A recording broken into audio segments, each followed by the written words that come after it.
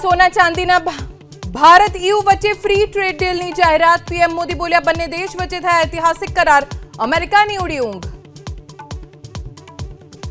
आज भारत ने अपने इतिहास का अब तक का सबसे बड़ा फ्री ट्रेड एग्रीमेंट संपन्न किया।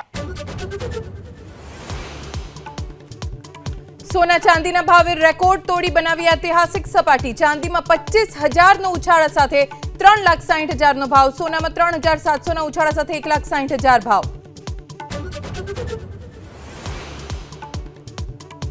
आंतरराष्ट्रीय ड्रग्स रेकेटना आरोपीनी अमदावादमांथी धरपकड़। नेपाळनी जेल तोड़ीने भागेलो आरोपी धर्मेश चुनारा આવ્યો સકંજામાં।